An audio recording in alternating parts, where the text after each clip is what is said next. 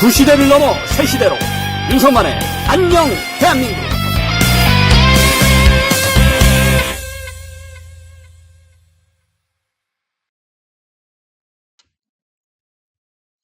시청자 여러분 안녕하십니까? 윤석만의 안녕 대한민국 5월 14일 수요일 아침 방송 시작하겠습니다.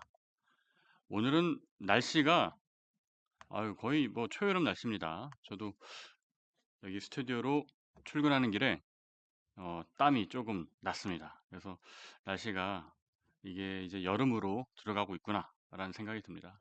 실제로 절기상으로도 보면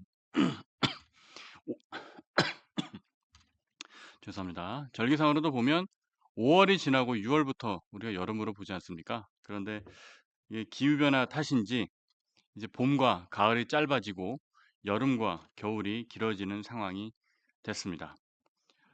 날씨가 그렇게 극단적으로 변해서인가 우리 대한민국 정치도 너무 극단적인 것 같습니다. 왜 이재명이라는 사람 반대편에는 윤석열이 있었고 또 윤석열과 비슷한 김문수가 있는지 그 중간지대에 있는 정치인들은 왜 서기가 어려운 것인지 그런 생각을 오늘 날씨를 보면서 하게 됐습니다. 첫 번째 기사 보면서 이야기 나누겠습니다. 조선일보 기사인데요. 영남에서 대선 첫 싸움. 이재명 30% 지지 넘보고 김문수는 텃밭사수 총력. 자, 이재명 후보가 영남에서 30%의 지지율을 노린다 라는 겁니다. 그러니까 뭐 노린다가 아니라 실제로 여론조사의 결과 보면 30%대 지지가 나오고 있어요. 참 뭐 우리 이성과 상식과 합리를 갖춘 시민들 입장에서는 이재명 후보를 정말 지지하기 어렵지만 네, 이재명 후보를 지지하기 어렵죠. 지금 소리가 약하다는 말씀이 있는데 제가 마이크를 좀 가까이 대볼까요?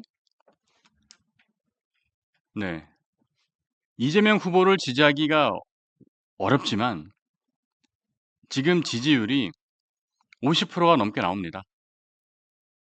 이따가 제가 갤럽 여론조사 결과를 좀 상세히 분석을 해드릴 텐데 TK에서조차 영남에서조차 이재명 후보의 지지율이 30%대가 나온다는 것은 국민의힘이 망했다는 이야기죠. 그럴 수밖에 없습니다. 6개월 동안, 지난 6개월 동안 무슨 일이 있었습니까?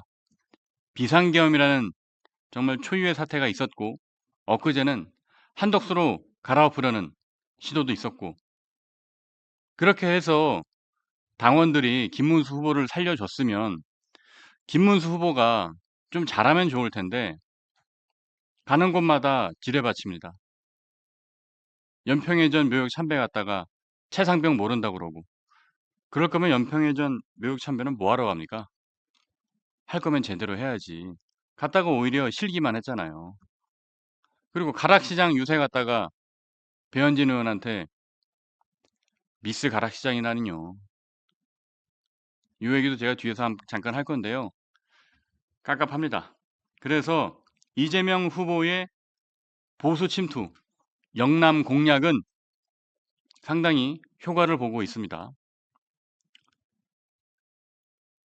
이석연 전 법제처장, 이명박 정부에서 법제처장을 했던 이석연 전 변호사, 대표적인 보수 인사죠. 이 사람이 이재명 캠프의 선대위원장으로 갔습니다. 그뿐만이 아니에요. 뭐 홍준표 지지자들도 이재명 지지 선언을 하고 뭐 이미 뭐 윤여준 전 장관이나 또 그 누굽니까? 저 한국경제 주필 하셨던 정규재 주필 전 주필 그런 분들도 다 포섭이 됐습니다. 얘기 나눠보니까 이재명이 괜찮대요. 이재명 후보가 말도 잘 들어주고 경청하고 갖고 있는 생각도 건전하대요. 말은 그렇게 할 수 있습니다, 물론. 근데 그게 진심인가가 문제지.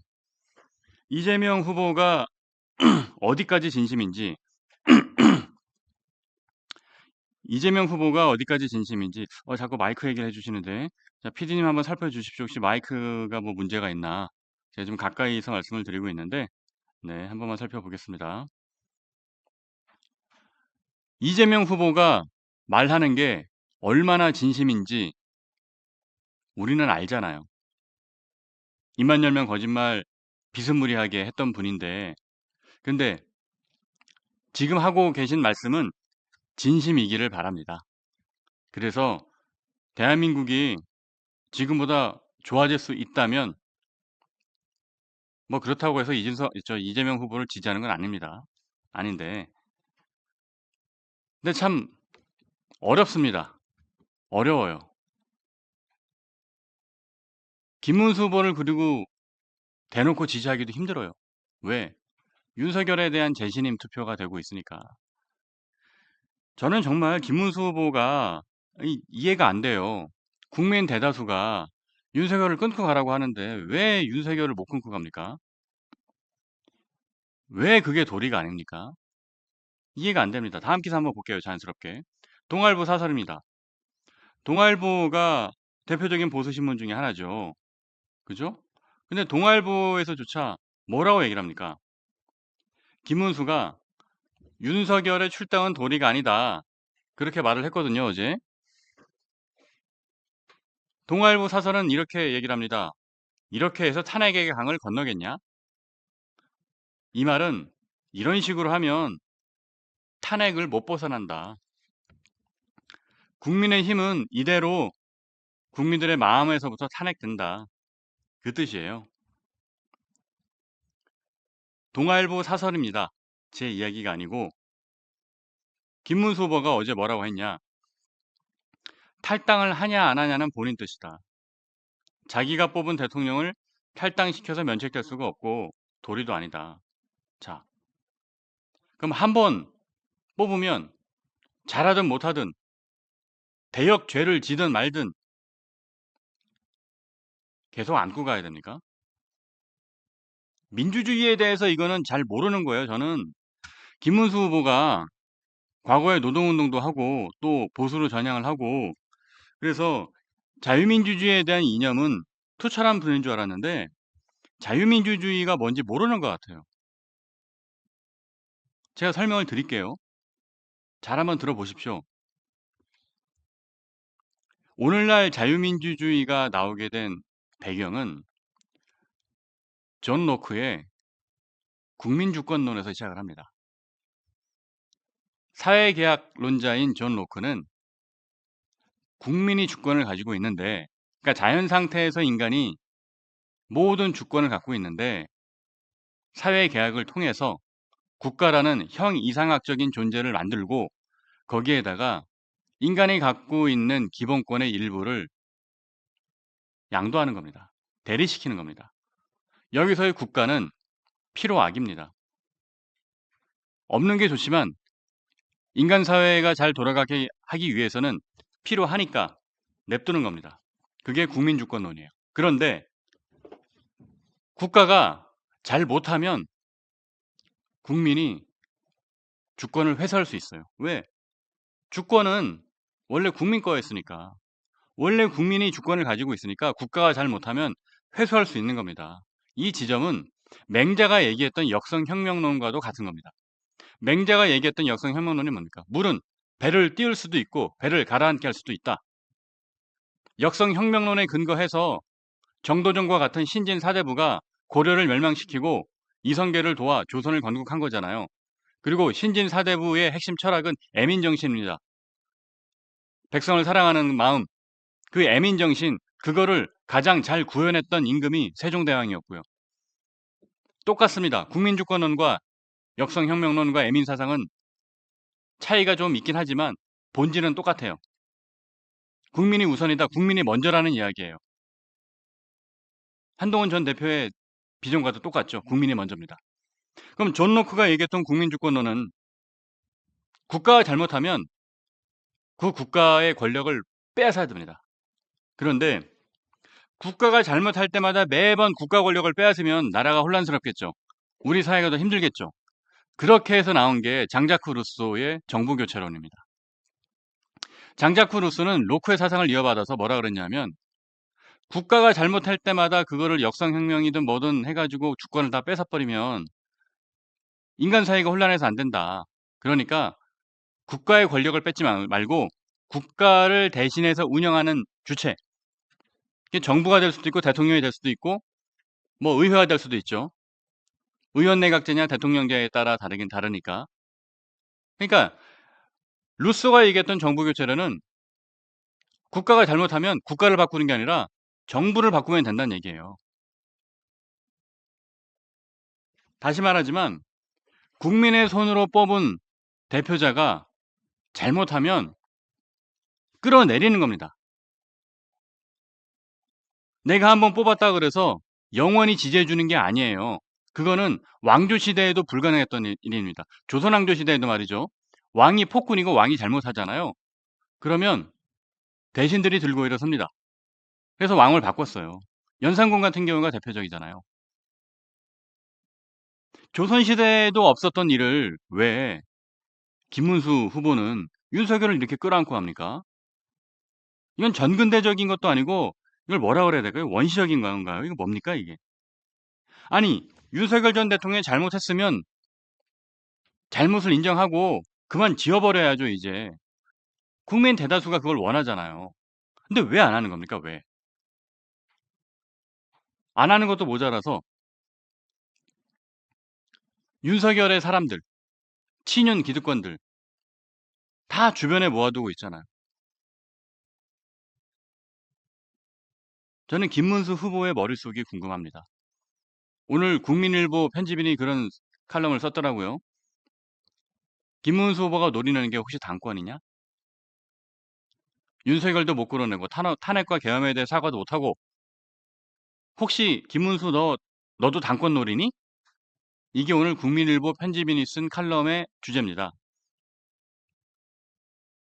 제목은 그게 아니고요. 주 내용이 그렇다 이겁니다.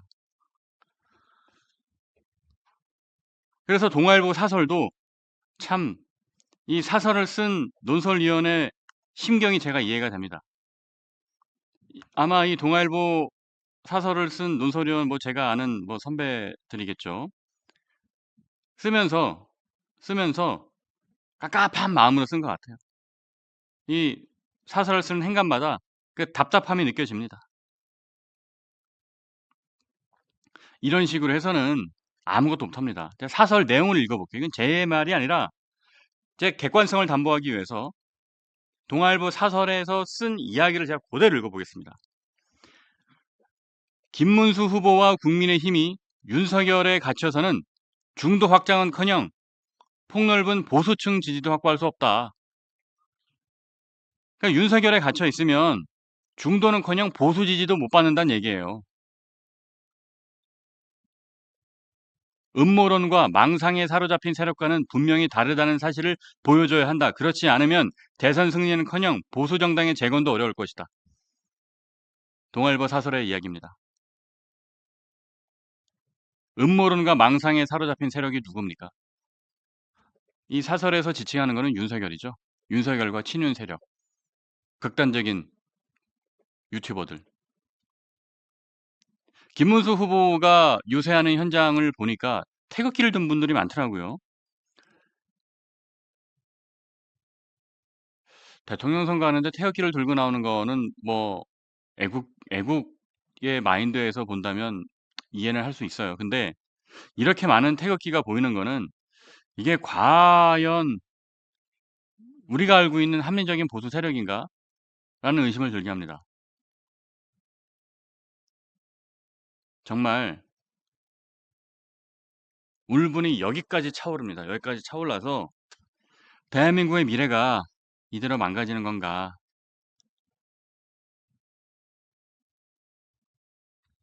그런 절망감이 드네요. 제가 아침 첫 소식부터 이게 답답한 소식을 전해드려가지고 시청자 여러분께 죄송합니다. 그런데 오늘 뉴스는 다 답답합니다. 고구마 100개 먹은 것처럼 답답하고 울분이 차오르고 그럽니다. 그 부분에 대해서는 제가 먼저 양해 말씀드립니다. 대신 제가 속 시원하게 비판을 해드릴게요. 제가 지금 할 수 있는 것은 합리적이고 상식에 눈높이에 맞는 근거 있는 비판과 논리적인 지적뿐이라고 생각을 합니다. 자, 다음 기사 보겠습니다. 한국일보입니다. 제가 처음에 김용태 의원이 비대위원장으로 내정이 됐다고 했을 때 가장 걱정했던 게 뭡니까? 김용태 의원이 나이도 젊고 앞으로 장래도 촉망받는데 얼굴 마담으로 소비되고 끝날까봐 우려된다라고 얘기했었죠. 근데 지금 그렇게 돼가고 있습니다. 이 제목이 뭐예요? 김용태가 윤석열 출당 요구를 해야 된다 하는 지적을 받고서는 지켜봐 달라고 해서 지켜봐 달라. 그랬는데 김문수 후보는 바로 생각해 본 적도 없다.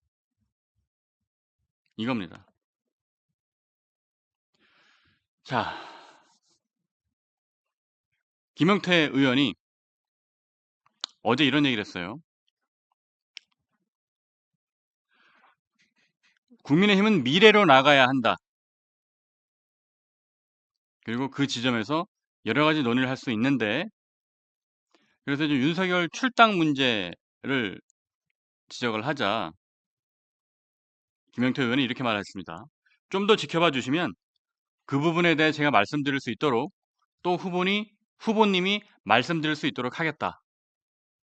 그러니까 이 얘기는 김용태 의원이 자기가 김문수 후보를 설득해서 뭐 윤석열 출당이라든가 아니면은 계엄과 탄핵에 대한 사과 그리고 친윤 지도부에 대한 문제 뭐 그런 것들을 자기가 한번 해보겠다 이런 취지잖아요.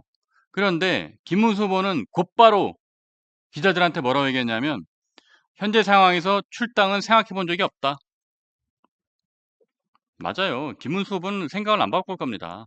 김용태 의원이 얘기한다고 해서 생각을 바꿀 사람이 아니에요. 그냥 김용태 의원은 얼굴 마담처럼 쓰이는 것 같습니다. 그 상황이 나아질 것 같지가 않아요.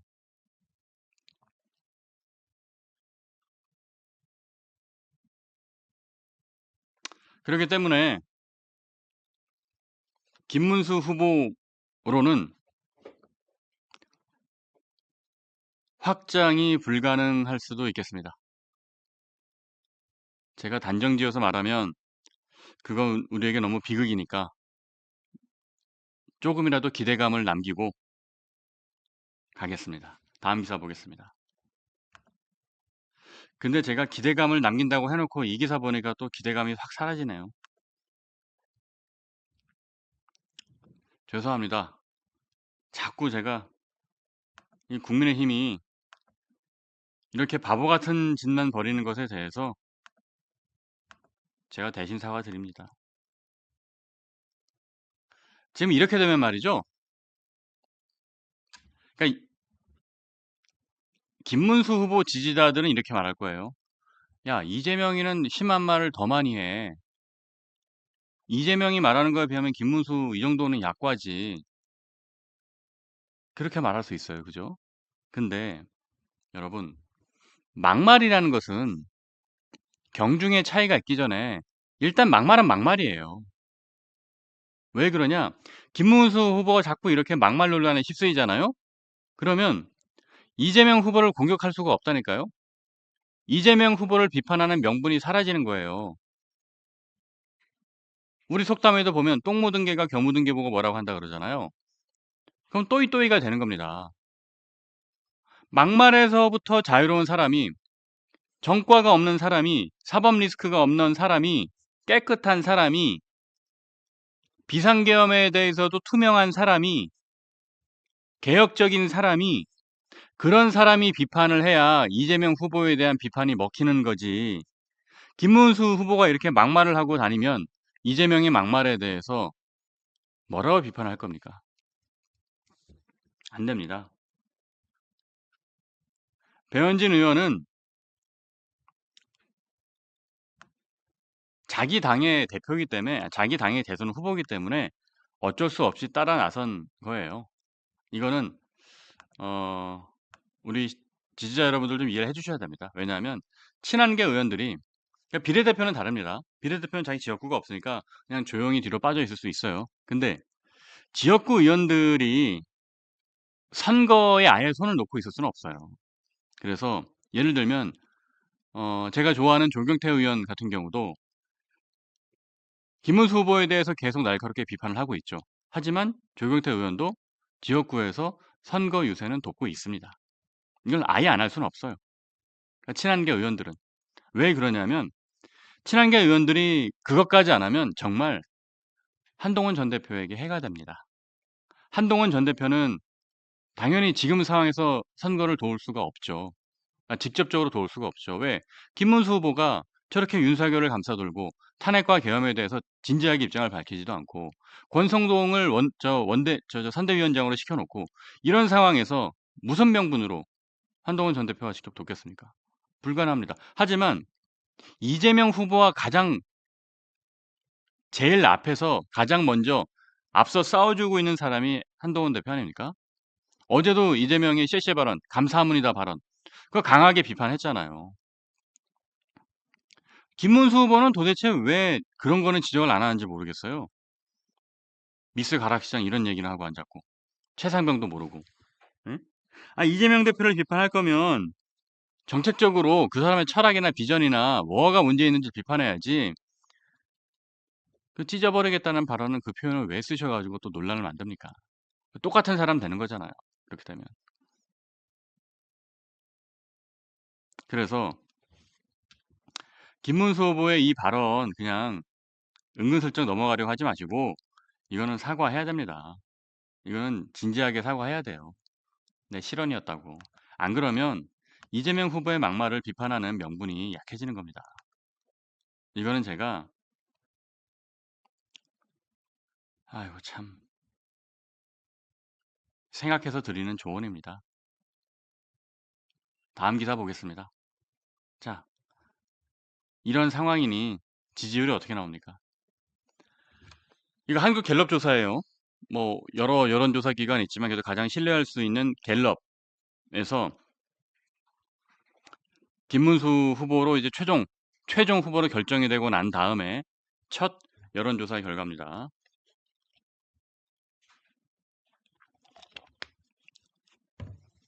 이재명 후보가 과반을 넘었습니다.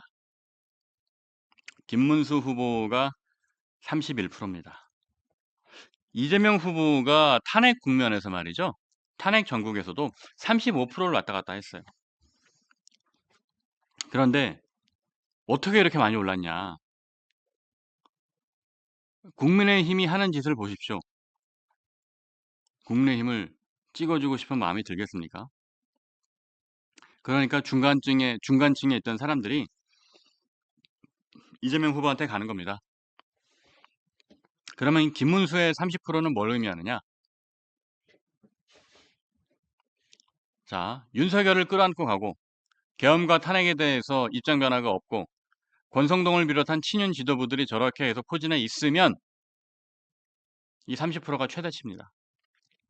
더 못 올려요. 왜? 정말 넓고 후하게 쳐줘서 윤석열을 품어야 된다 라고 생각하는 사람들의 지지가 한 20% 정도 돼요. 거기에다가 윤석열 싫은데 그래도 국민의힘이 어떻게 하겠어, 이재명은 더 싫고 이준석도 싫고, 이런 사람들이 더해져서 최대치가 지금 30%예요.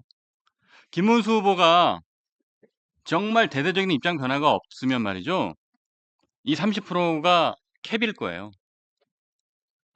절대 40% 못 넘습니다. 김문수 후보가 입장 변화가 없으면. 오히려 이준석 후보의 지지율이 높아졌으면 높아졌지, 김문수 후보가 지금과 같은 스탠스를 유지한다면 여기서 더 이상 높아지기 힘듭니다. 입장이 바뀌어야 돼요. 지금 대선이 3주도 안 남았어요, 이제. 이제 3주 남았군요, 이제. 빨리 바꿔야 됩니다. 안 그러면 못 따라가요.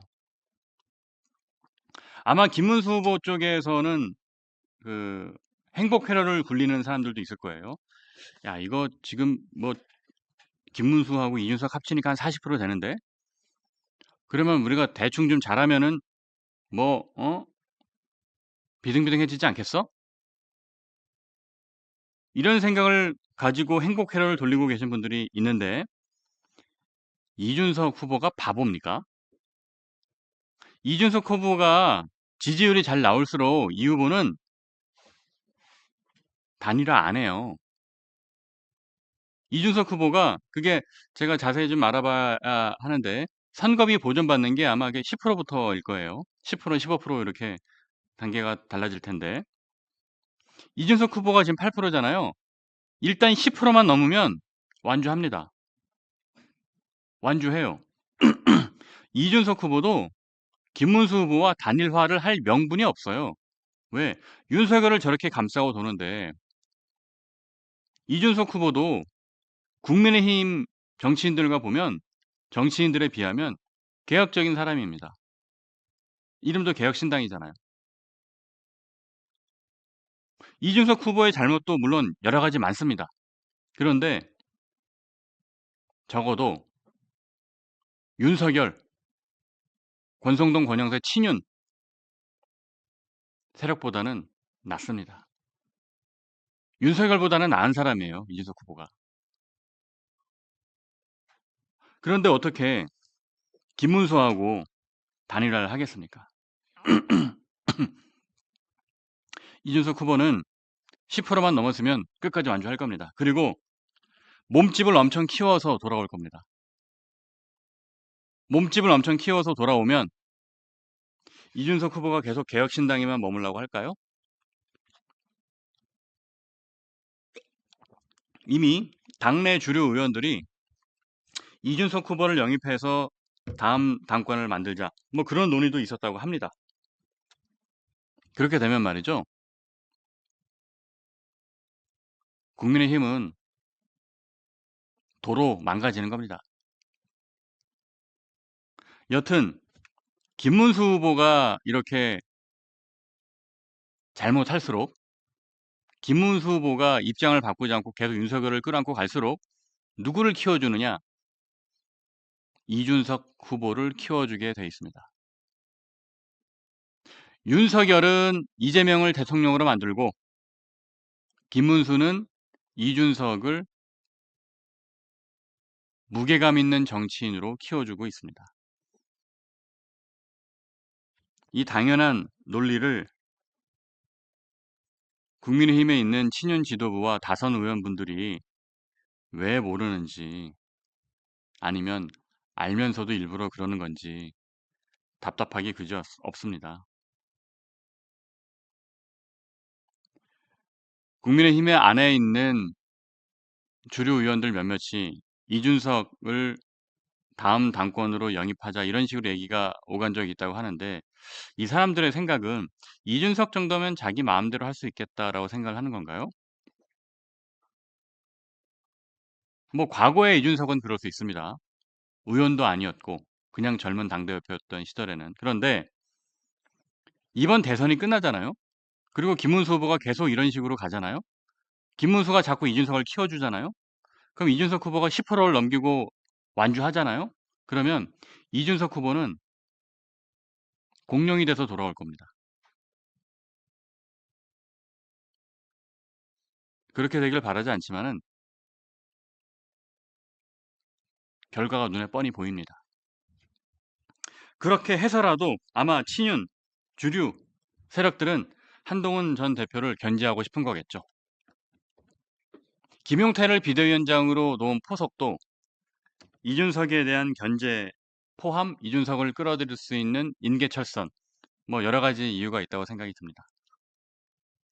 김문수 후보가 판단 잘 하셔야 돼요. 윤석열 때문에 대한민국 보수가 무너졌습니다. 김문수 후보 때문에 대한민국 보수가 씨를 말렸다는 그런 평가를 후대에 받지 않으시기를 바라겠습니다. 윤석열과 절연하시고 친윤 지도부 얼굴 가리하시고 계엄과 탄핵에 대해서 삼보일배하는 마음으로 진심으로 사죄가 있어야 됩니다. 다음 기사 보겠습니다. 계속 갤럽 조사 결과를 제가 지금 보여드리고 있는데 서울 같은 경우 심각합니다. 더블 스코어 이상이에요.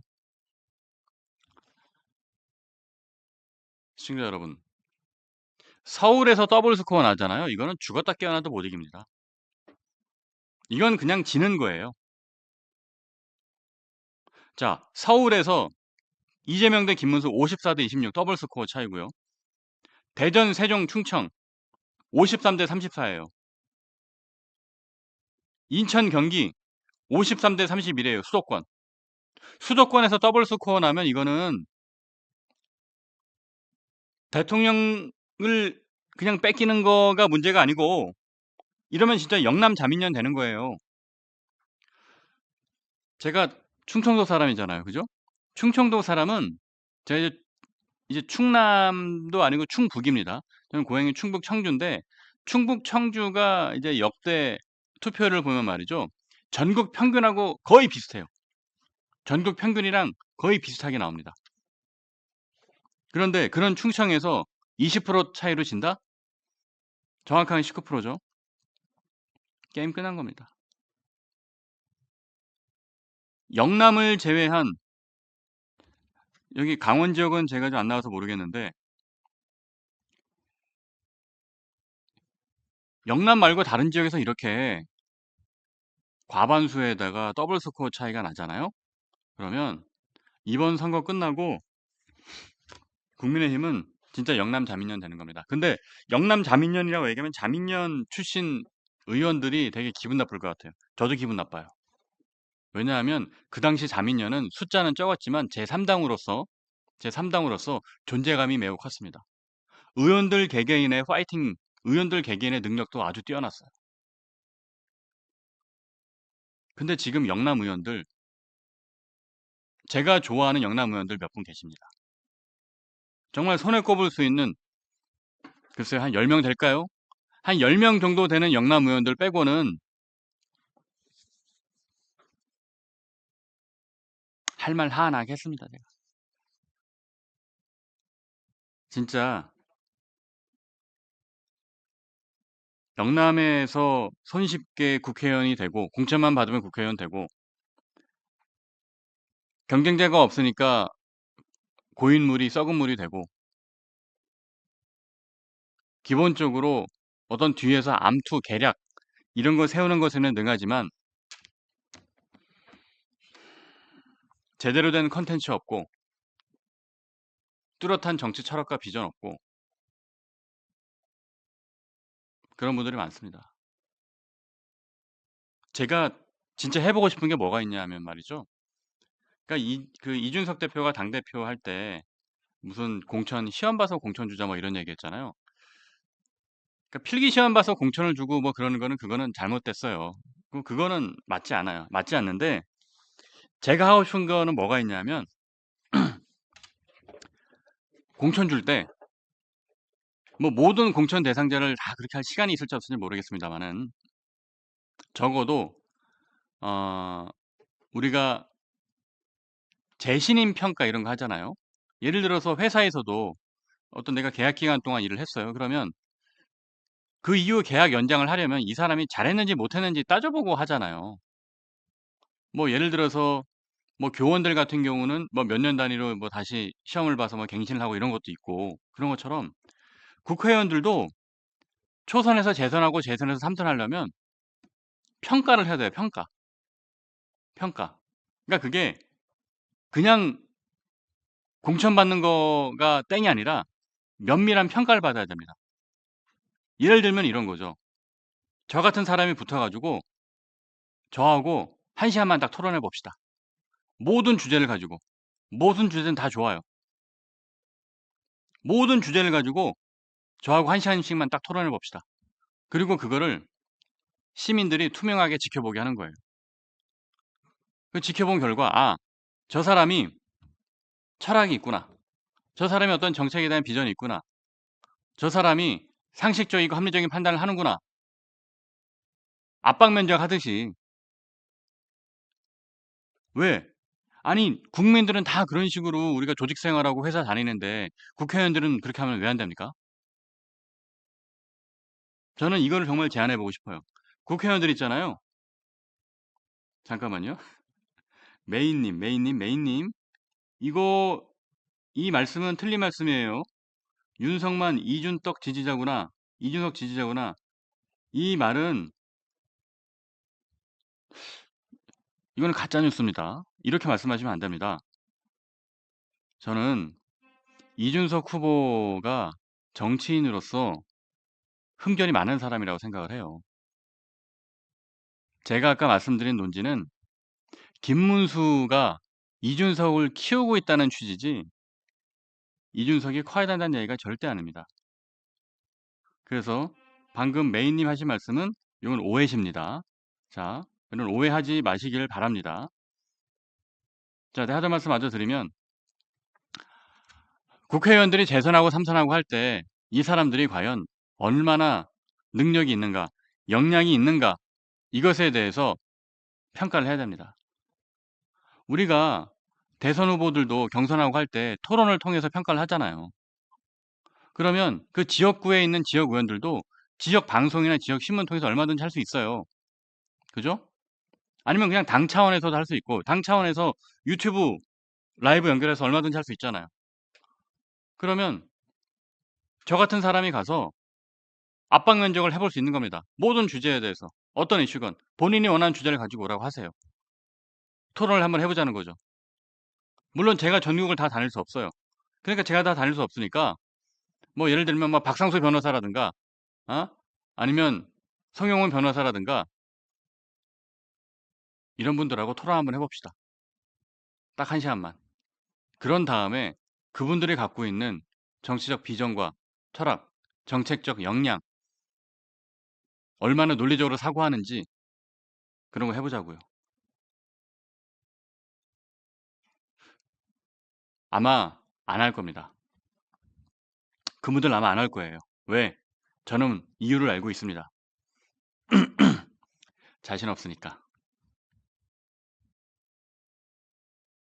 이거는 제가 그냥 하는 말이 아니고요. 진짜로 그렇습니다. 경쟁 없이 갈라파고스에서 그냥 손쉽게 당선된 국회의원들은 선수가 쌓일수록 인사이트와 역량이 늘어나는 게 아니라 선수가 쌓일수록 인사이트와 역량이 줄어듭니다. 자기가 부단히 노력하지 않으면, 부단히 노력하고 배우려고 하지 않으면 조경태 의원이 6선입니다. 6선 의원이에요.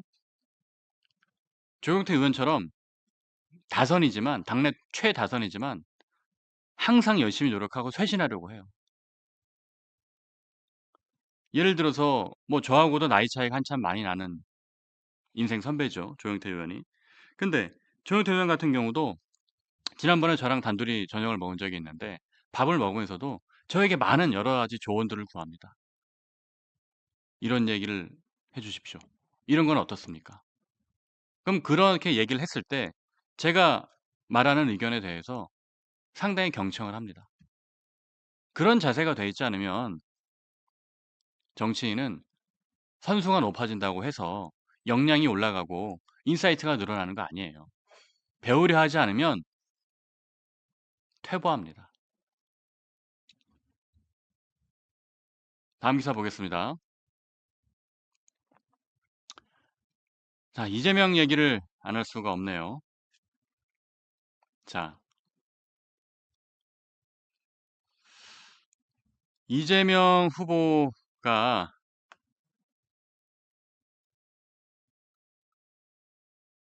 대법원에서 이제 유죄 결정을 받았죠. 그랬는데 민주당은 저렇게 해서 사법부를 때리고 있는 겁니다. 조희대 대법원장을 특검을 한다, 청문회를 한다. 그런데 정말 안타까운 게 뭔지 아십니까? 이재명 후보가 이렇게 폭주하고 있는데도 김문수 후보는 별 얘기를 안 해요.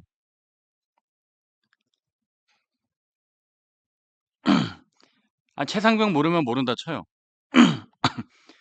미스 가락시장 얘기할 시간에 이재명 후보를 하나부터 열까지 샅샅이 비판해야죠. 저 같았으면 말이죠. 이재명 후보가 어떻게든 이걸 가지고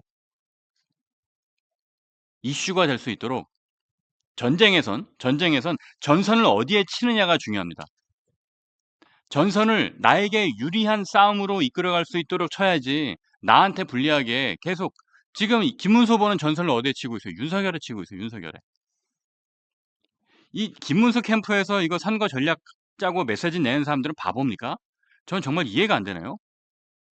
김문수 후보가 전선을 어디에 쌓아야 되냐면 방금 얘기한 이재명 후보의 이재명 후보의 사법부 흔들기 저기에다 전선을 쳐야 되는 거예요.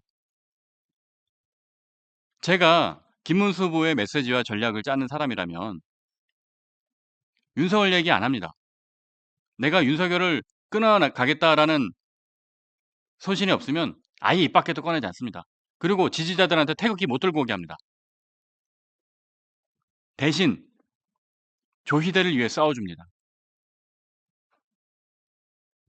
대법원 앞에 가서 차라리 기자회견을 하고 대법원 앞에 가서 사법부를 망가뜨리려는 이재명과 민주당을 규탄한다. 다른 선거 할 게 아니라 2박 3일, 3박 4일 단식해 가면서 그렇게 하는 게 더욱 효과적입니다. 그게 자유민주주의를 지키는 길에 더 맞는 일이기도 하고요. 왜 그런 일은 안 하고 윤석열에다가 전선을 치고 미스 가락시장 같은 이야기를 합니까? 이재명 후보의 사법 장악에 대해서 지금 싸우는 사람 한동훈 전 대표밖에 없어요. 제가 옆에서 보고 있으면 제가 정말 안쓰럽고 측은해서 진짜 제가 또 이렇게 흥분하면 안 되는데 죄송합니다. 자, 김문수 캠프의 메시지와 전략을 총괄하는 분께 제가 정말 애정어린 마음에서 조언을 드립니다. 지금 다른 데다 전선을 치지 마시고 당장 오늘 오후부터 일정을 대법원으로 가세요. 거기서 이재명 후보와 민주당의 사법부를 장악하는 대한민국의 삼권 분립 시스템을 무너뜨리는 이재명에 대해서 강하게 공격을 하십시오. 그리고 존경받는 전직 대법관들 만나면서 경청을 하십시오. 그러면서 전선을 정확하게 이재명이 불리할 수 있는 지점에다가 전선을 쳐야지 왜 자꾸 자기한테 불리한 곳에 전선을 치고 있습니까? 기본적인 선거 캠페인의 A, B, C도 모르는 일이라고 저는 생각합니다. 자, 윤석만평 하겠습니다. 자, 오늘 윤석만평은 말이죠. 보수의 재구성입니다. 보수의 재구성이라는 제목을 달아봤는데 기사 한번 같이 띄워주실까요? 보수의 재구성이라고 표현을 했지만 제 생각에는 보수가 괴멸되고 있다로 봐도 될 것 같습니다. 이재명 후보가 앞서 제가 말씀드렸죠. 오늘 방송 첫 시간에 첫 부분에 이석연 법제처장을 선대위원장으로 영입했습니다. 이석연 대표적인 보수예요. 이명박 정부에서 첫 법제처장을 했던 사람입니다. 대표적인 보수예요. 그런데 또 윤여준, 조갑재, 아까 얘기했던 정규재 이런 사람들이 다 요새 보면 이재명 편을 들고 있어요.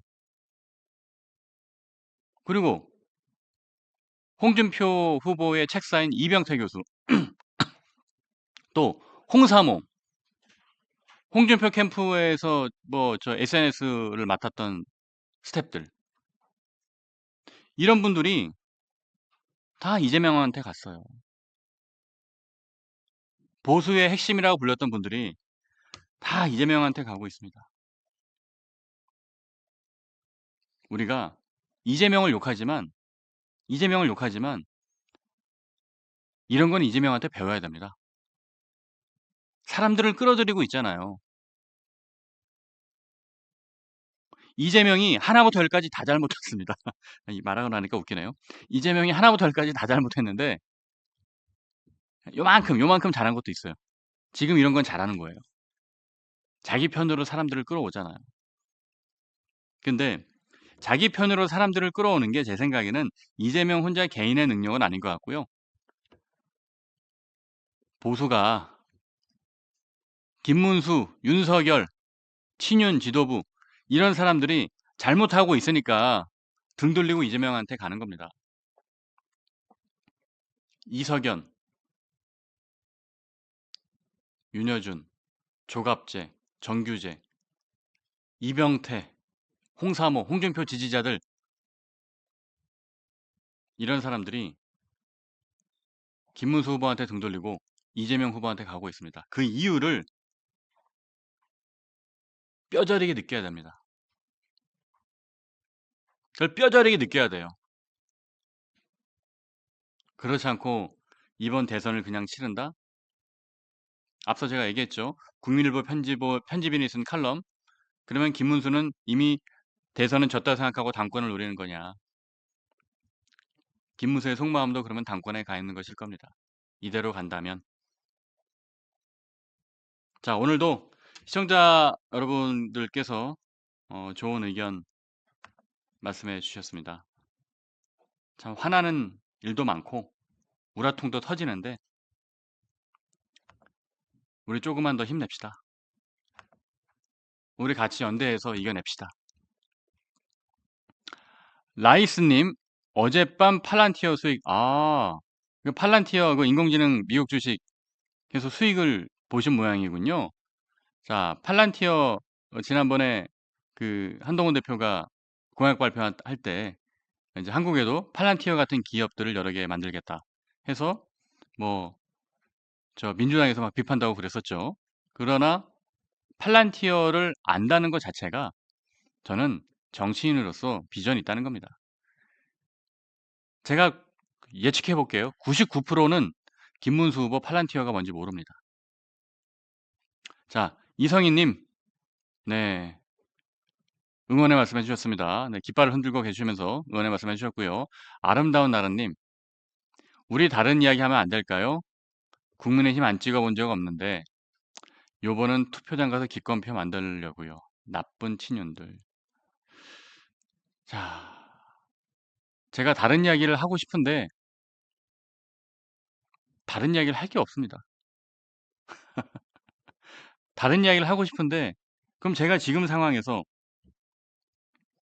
상식과 논리를 갖추고 비판을 해야 되는데 눈에 뻔히 보이잖아요. 윤석열을 끌어내지 못하는 김문수, 여전히 친윤 권성동을 안고 가는 김문수, 뻔히 보이는데 미스 가랑시장 얘기하는 김문수, 어떻게 비판을 안 합니까? 차라리 방송을 안 하고 말지. 그죠? 제가 이 대선 기간에서 제가 드릴 수 있는 말씀이 상당히 한정돼 있어요. 이재명 후보를 계속 비판하고 싶습니다. 그런데 남의 집을 비판하기 전에 우리 집부터 잘 들여다봐야 되는 거잖아요. 그게 수신제가 않습니까? 지금 우리 집인 국민의힘이 저 모양인데 어떻게 이재명만 자꾸 뭐라고 할 수 있겠어요? 똑같이 비판해야지. 그 부분 우리 시청자 여러분께서 좀 양해해 주시기를 부탁드리겠습니다. 네. 보리심님, 이번 선거 실패하면 책임은 순전히 윤건희 친윤들과 태극기 부대들이 져야 할 것이다. 동의합니다. 보리심님 말씀에 저도 100분 동의합니다. 신정혜님, 어쩌면 오늘 윤머시기가 탈당할 가능성이 있다는 뉴스가 있던데 절대로 탈당케 하면 안 됩니다. 반드시 강제 영구 퇴출 출당시켜야 됩니다. 뭐 본인이 탈당한다면 탈당하는 건데 말이죠. 저는 김문수 후보가 어차피 탈당할 거면 출당시켜야 한다는 메시지를 내는 게 우리 국민의힘과 보수를 위해서 더욱 좋을 것 같아요. 그래서 이 부분에 대해서 김문수 후보께서 정말 나라와 국민, 보수, 국민의힘 이 정당을 위한 애정 어린 결단을 해주시길 부탁드리겠습니다. 자, 오늘 방송은 제가 여기서 마치는데요. 한 가지 예고 드리겠습니다. 여러분 요즘 오후 1시부터 진행하는 티키타카쇼 재밌게 보고 계시죠?